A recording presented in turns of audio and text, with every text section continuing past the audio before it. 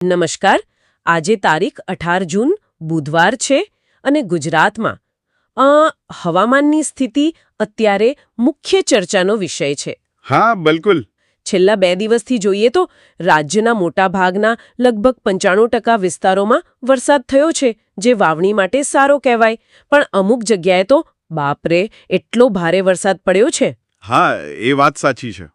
આપણી પાસે Gujju weather YouTube channel પરથી ઘણી માહિતી આવી છે. એમાં અંબાલાલ પટેલ છે, પરેશ ગોસ્વામી છે, એમની આગાહીઓ. હા, જાણીતા નિષ્ણાતો છે. અને સેટેલાઇટ તસવીરો અને પેલું સરકારી ખાતું IMD એમની ચેતવણીઓ પણ છે. બરાબર. તો આજે આપણે જરા ઊંડાણપૂર્વક એ સમજવું છે કે આગળ શું, આવનારા કલાકોમાં, દિવસોમાં શું થઈ શકે છે. આ ચેતવણીઓનો મતલબ શું? ચાલો આની જરા વિગતે વાત કરીએ. હા, જરૂર. પરિસ્થિતિ જો અત્યારે ખરેખર ધ્યાન આપવા જેવી છે. તમે ગુજરાત ઉપર નજર કરો તો વાદળો છવાયેલા છે. હા, દેખાય જ છે. ખાસ કરીને સૌરાષ્ટ્રનો જે દરિયાકાંઠો છે અને દક્ષિણ ગુજરાતનો કાંઠો, ત્યાં વધારે વાદળો છે. અને અરબી સમુદ્રમાં મુંબઈથી થોડે દૂર એક હવાનું હળવું દબાણ બન્યું છે. Low pressure system. હા, અને એ ધીમે ધીમે ગુજરાતના દક્ષિણ કાંઠા તરફ આવી રહી છે. એટલે એ ચિંતાનો વિષય કહેવાય ને? ચોક્કસ. કારણ કે આવી સિસ્ટમ એ ભારે વરસાદ લાવે. અને આપણે જોયું જ છે છેલ્લા 2 દિવસમાં શું થયું. બોટાદ બાજુ લગભગ 14 ઇંચ વરસાદ. 14 ઇંચ બહુ કહેવાય. હા, અને પાલીતાણા પાસે પણ 12 ઇંચ જેવો પડ્યો છે. આ ખાલી આંકડા નથી, એની અસર દેખાઈ રહી છે. નદી નાળા એકદમ છલકાઈ ગયા છે. હા, પૂર જેવી સ્થિતિના સમાચાર છે. બરાબર. અમુક જગ્યાએ પાણીમાં લોકો તણાયાના પણ દુઃખદ સમાચાર આવ્યા છે. વીજળી ગુલ થઈ ગઈ છે, મોટા ઝાડ પડી ગયા છે. એટલે આ બધું બતાવે છે કે આવનારો સમય વધુ સાવચેતી માંગી લેશે. બરાબર.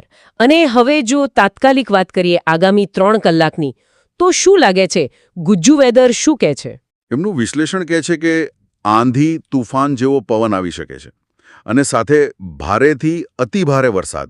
ભારેથી અતિભારે ક્યાં વિસ્તારમાં? ખાસ કરીને દક્ષિણ ગુજરાત, સુરત, વલસાડ, આહવા, વ્યારા, આ વિસ્તારોમાં તો 7 થી 8 ઇંચ જેટલો વરસાદ પણ પડી શકે છે એવી શક્યતા છે. 7-8 ઇંચ? અને પેલી IMDની ચેતવણીઓનું શું? હા, એ પણ મહત્વનું છે. IMDએ આજે 18 જૂન માટે દક્ષિણ ગુજરાતના કેટલાક વિસ્તારો માટે રેડ એલર્ટ જાહેર કર્યું છે. રેડ એલર્ટ એટલે સૌથી ગંભીર ચેતવણી, ખરું ને? બરાબર. રેડ એલર્ટ એટલે પરિસ્થિતિ ગંભીર છે. જાનમાલને નુકસાનની ભારે શક્યતા. લોકોએ તાત્કાલિક સલામત રહેવાના પગલાં લેવા જોઈએ. અને બીજા વિસ્તારો માટે?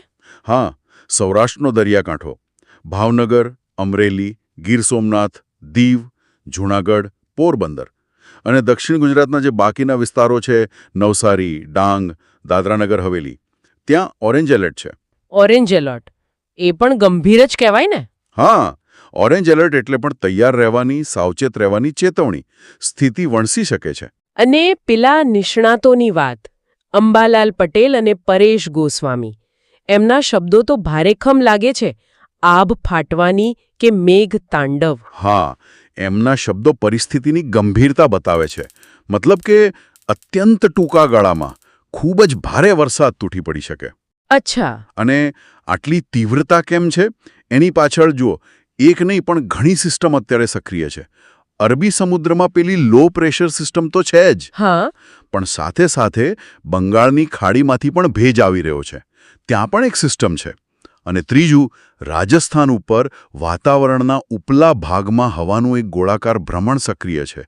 એને યુએસી કહેવાય. ઓહો, એટલે 3 સિસ્ટમ એકસાથે. હા, અને જો પેલી રાજસ્થાનવાળી સિસ્ટમ યુએસી થોડી નીચે દક્ષિણ તરફ આવે તો ઉત્તર ગુજરાતમાં પણ વરસાદ વધી શકે.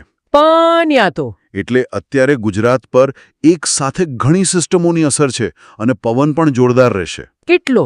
લગભગ 30 થી 40 કિલોમીટર પ્રતિ કલાકની ઝડપે. એટલે જ દરિયાકાંઠે સૌરાષ્ટ્ર અને દક્ષિણ ગુજરાતમાં માછીમારોને સ્પષ્ટ સૂચના છે કે દરિયો ન ખેડવો. બરાબર છે. અને તંત્રની તૈયારી કેવી છે? તંત્ર પણ એલર્ટ છે. નીચાણવાળા વિસ્તારોમાં NDRF, SDRFની ટીમો એમને તૈયાર રાખાઈ છે. સૌરાષ્ટ્રમાં તો અમુક નેશનલ હાઈવે પણ બંધ કર્યાના સમાચાર છે, સાવચેતી રૂપે.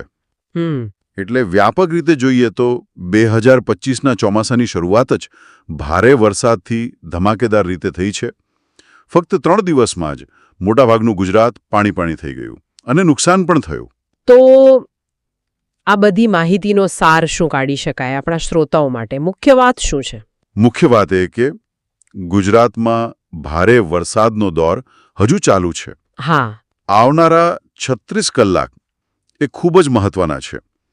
ખાસ કરીને દક્ષિણ ગુજરાત અને સૌરાષ્ટ્રનો દરિયાકાંઠો, જ્યાં રેડ અને ઓરેન્જ એલર્ટ છે. બરાબર.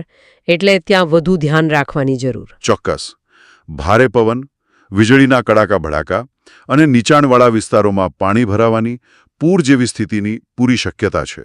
નિષ્ણાતો પણ આજ કહી રહ્યા છે. એટલે સલાહ એ જ કે સાવચેત રહો અને સ્થાનિક તંત્રની સૂચનાઓનું પાલન કરો. બિલકુલ. અને આ બધી ચર્ચા પરથી એક વિચાર આવે છે મનમાં. શું? કે ચોમાસાની શરૂઆત આટલી બધી તીવ્ર છે, એક સાથે આટલી બધી સિસ્ટમ સક્રિય છે, અને પેલી ગુજ્જુ વેધરની માહિતીમાં વાવાઝોડાના સંભવિત જોખમનો પણ ઉલ્લેખ છે આવનારા દિવસો માટે. હા, એ વાત પણ છે. તો શું આ એવો સંકેત આપે છે કે આ તો માત્ર શરૂઆત છે? શું આખું ચોમાસું 2025નું ગુજરાત માટે આવી જ વધુ તીવ્ર, વધુ અસાધારણ હવામાનની ઘટનાઓ લાવશે? આ વિચારવા જેવો મુદ્દો છે. હા, આ એક એવો પ્રશ્ન છે જેનો જવાબ તો કદાચ આવનારા અઠવાડિયા અને મહિનાઓ જ આપશે, અને એના પર આપણે સૌએ નજર રાખવી પડશે.